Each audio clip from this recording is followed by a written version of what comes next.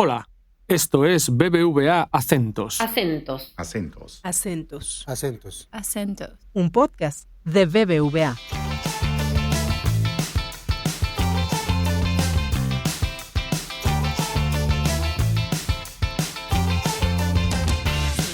Acentos.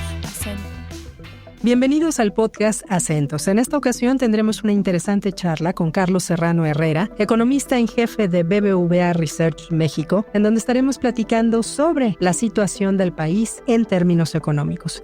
Así comenzamos este episodio. Carlos, quisiera iniciar esta conversación contigo preguntándote, de acuerdo con el informe Situación México, ¿qué escenario ves para el país en los próximos meses? Lo que estamos viendo en términos del escenario económico del país es una desaceleración de la economía. Creo que ya no hay mucha duda que la economía de México se está desacelerando y esto creo que se debe a distintos factores. El primero, pues que hay un nivel de incertidumbre muy elevado, tanto la incertidumbre que genera la reforma judicial como también la incertidumbre externa por la política arancelaria que está siguiendo Estados Unidos. Esto incide en un menor nivel de inversión. La menor inversión también se traduce en menor generación de empleo y eso también afecta al consumo.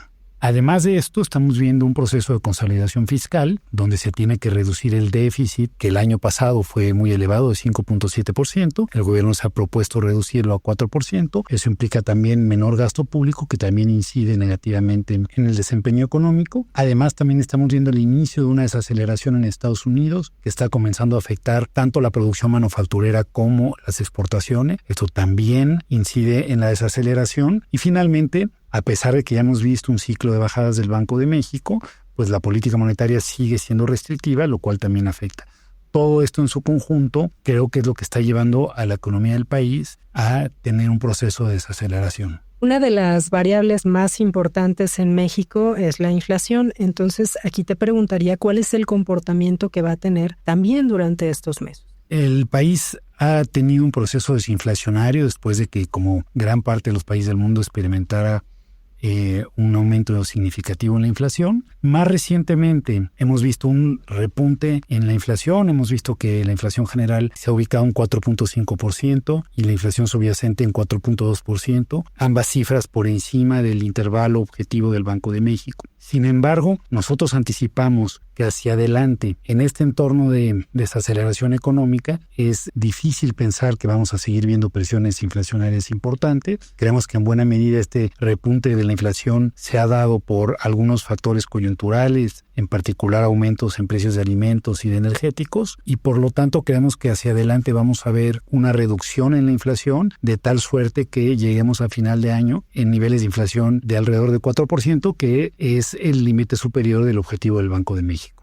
¿Qué sectores crees tú que se verán un poco más afectados ante este panorama de factores internos y externos que están afectando la economía? Creo que el sector manufacturero, debido a su fuerte vocación exportadora, se va a ver afectado por esta incertidumbre arancelaria debido a la duda acerca de cuál será el nivel de acceso al mercado de Estados Unidos. Y me parece también que el sector de servicios, que si bien ha estado resiliente hasta ahora, eventualmente se va a desacelerar porque el menor ritmo de creación de empleo que estamos viendo va a resultar en una menor demanda de servicios. Y justo para retomar este tema del empleo, ¿cómo es que tienen este análisis o qué es lo que nos dice este análisis de Situación México en relación al empleo? Lo que vemos en el mercado laboral es que el ritmo de creación de empleo en el país se está desacelerando de forma notoria. Es cierto, la creación de empleo sigue siendo positiva, pero es muy inferior a la que veíamos hace un año, año y medio. Hace año y medio se creaban empleos a ritmos de 4 y 5% anual y ahora en mayo, con el último dato disponible, la creación de empleo fue solamente de 0.2%. Entonces lo que vemos es una desaceleración en el ritmo de creación de empleo formal y eso está incidiendo en una desaceleración de la masa salarial real, que a su vez también explica un menor dinamismo al consumo.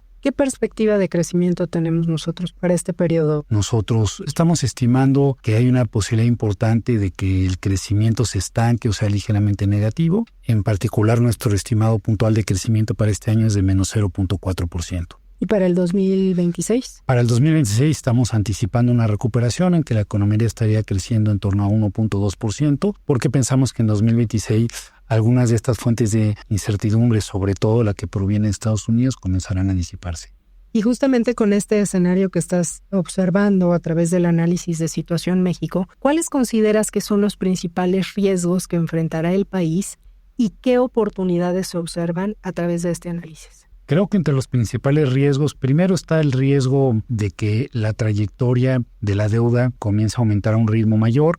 Esto ocurriría si la situación en Pemex se pueda deteriorar más. En este sentido, nosotros en el estudio pensamos que existen políticas que se pueden adoptar para poner a Pemex en una mejor situación financiera, de tal suerte que no presione tanto a las finanzas públicas. También, desde luego, está el riesgo de lo que puede ocurrir con el proceso de revisión del Tratado de Libre Comercio. Pero en general creemos que van a haber oportunidades para el país porque todo indica que México va a terminar con un nivel de proteccionismo desde Estados Unidos menor al de la gran mayoría de países del mundo y sobre todo menor al de China. Y en este sentido, creemos que la narrativa del nearshoring se va a reactivar y que México puede ser un país competitivo para poder atraer parte de la inversión que China estará perdiendo en los siguientes años. Hablabas al principio de la política monetaria y aquí te preguntaría justamente ¿qué decisiones deberían de tomarse hacia adelante tanto en la Fed como en el Banco de México ante este momento de incertidumbre de factores internos y externos que vive la economía mundial?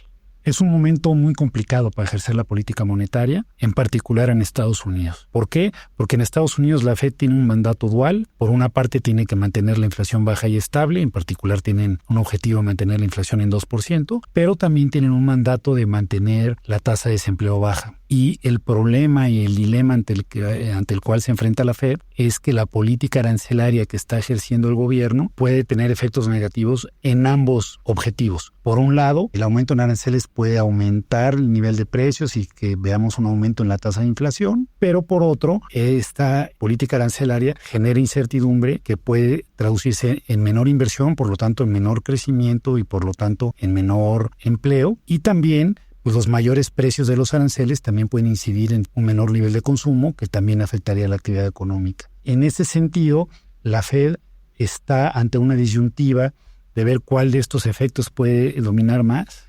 Y lo que ha dicho, y me parece que es acertado, es que van a esperar, que no se van a precipitar y van a actuar cuando empiece a haber mayor evidencia de cuál es el efecto que puede tener dominancia y en ese sentido empezar a dictar la política monetaria. Pero me parece que por ahora lo que podemos esperar es una Fed que será paciente en ver cuáles son los efectos de estas políticas comerciales desde Estados Unidos. En lo que hace la política monetaria en México, me parece que lo que vemos es una tasa de política monetaria que todavía está claramente en terreno restrictivo. Me parece que en un entorno donde la economía estará desacelerándose y por lo tanto vamos a ver una brecha del producto negativa, vamos a ver menores presiones inflacionarias y creo que eso le da un espacio al Banco de México para continuar con las bajadas. Dicho lo anterior, me parece que el Banco de México eventualmente tiene que disminuir el ritmo o la magnitud de las reducciones. Creo que empezaremos a ver bajadas en lugar de 50 puntos base, de 25 puntos base, pero repito, creo que en México hay espacio todavía para bajar la tasa política monetaria sin que ello implique que se abandone la postura restrictiva de la misma.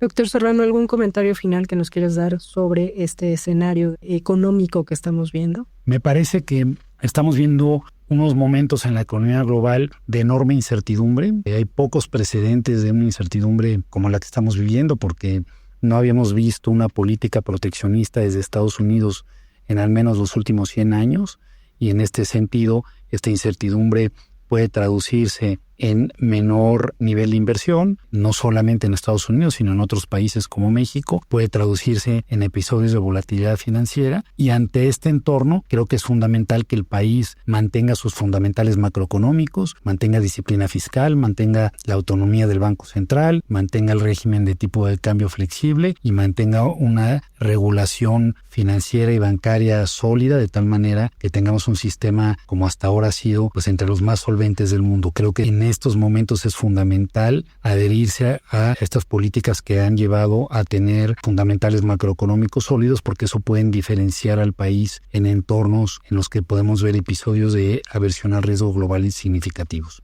Muchas gracias a Carlos Serrano, economista en jefe de BBVA Research México, por esta interesante conversación sobre la situación económica del país. Muchas gracias.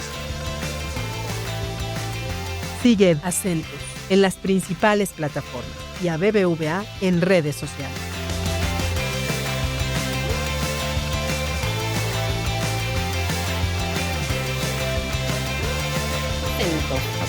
Acentos. Acentos. ¿Avanzamos?